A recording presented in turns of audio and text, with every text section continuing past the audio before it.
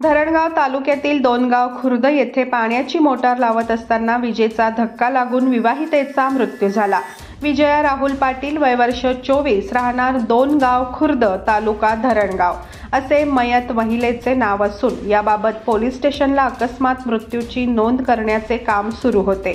धरणगाव तालुक्यातील दोनगाव येथे विजया राहुल पाटील या महिला आपल्या पती व 2 मुलांसह वास्तव्याला होत्या.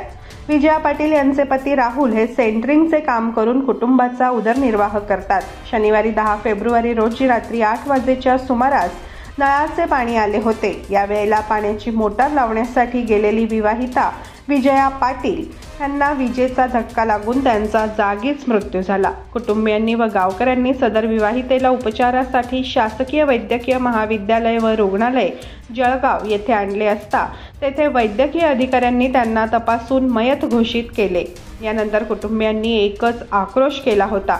या घटनेबाबत पोलिसात अकस्मात मृत्यूची नोंद करण्यात आलेली आहे.